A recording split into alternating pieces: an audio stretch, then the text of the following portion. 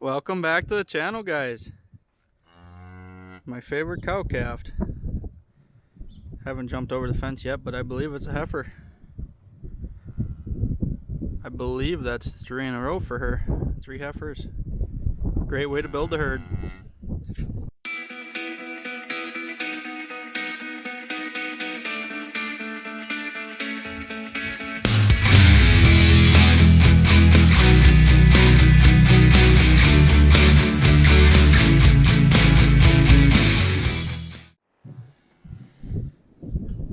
What a difference 1 week can make.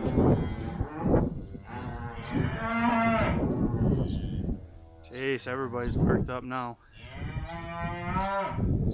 It's amazing how smart these cows are, but how fast they lose their calves.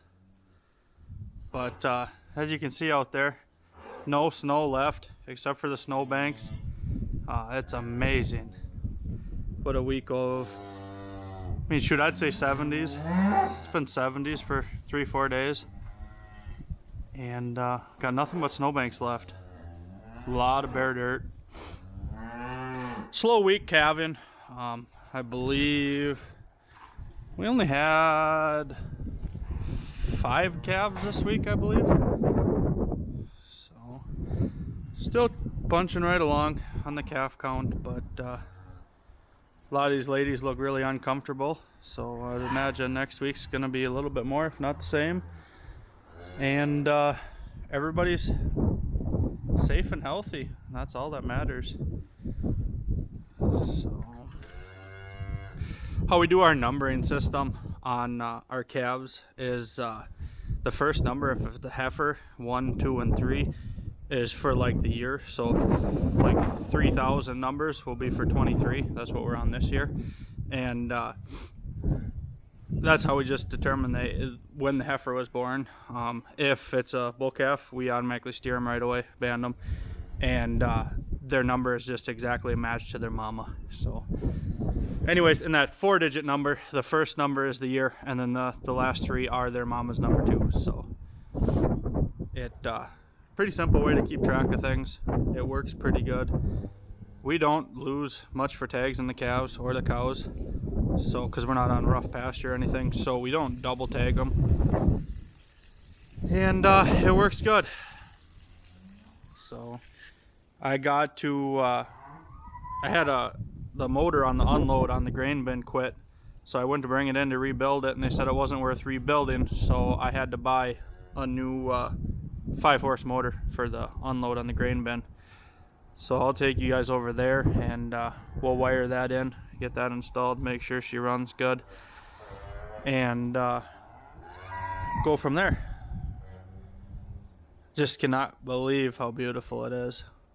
If this weather continues, end of next week, we might be seeding some hay down. That might be pushing it a little bit, but it's unbelievable what warm weather can do. And our saving grace this year is there was no frost in the ground, so as I've been saying, it melted from both ways, and majority of the water actually went in, so we absorbed the much needed moisture.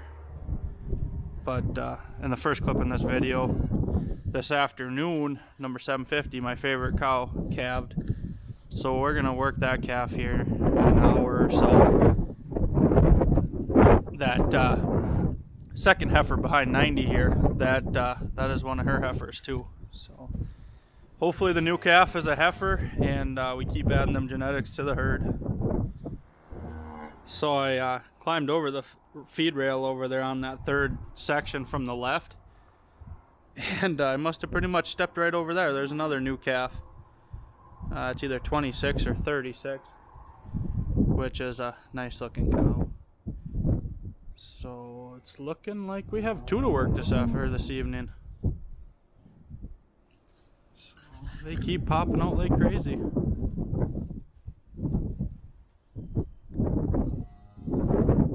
Not a bad problem to have, especially on days like today or this week. We got very, very lucky with that snowstorm in last week's video.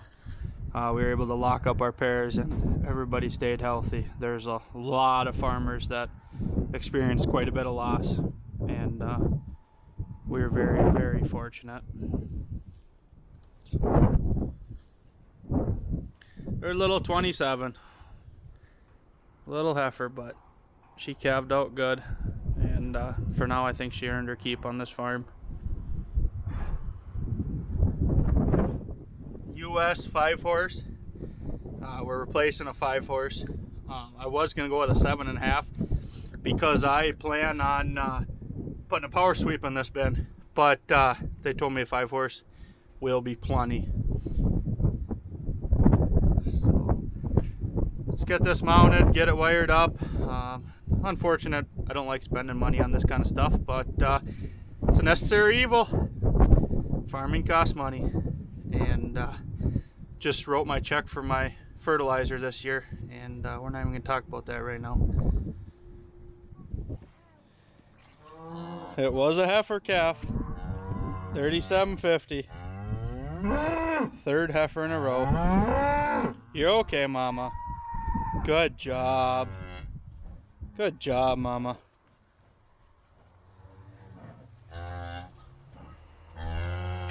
Okay, I got the new motor on the base. It's just hinged on one side, so you pull that pin and put that in there to get the base locked in. And then that's how you adjust the belt tension right here. My wife's going to get some tools. We're going to pop this cover off and wire it in, and then we'll throw the new belts on and tension it up. I'm going to keep the old belts for spares. They're still whole, but they're weathered pretty good. But got the 2 new belts on there, and I'm going to pop this cover off and wire it in. So that's just single phase 220, 230, whatever you want to call it, and it's reverse polarity. So you got 2 hots and a ground, and then you can reverse the motor by switching 5 and 8, I believe. So we got to wire this up, see which direction it spins, and if it spins the wrong way, we have to switch 5 and 8. Otherwise, we're going to put everything back together, and we should be good. I had this pigtail in there for the ground, and my ground wire is long enough, so I'm going to pull that out and try and ground my ground wire right to it to eliminate wire cap and potential problems. Job done. Wired up. It was the right way the first time.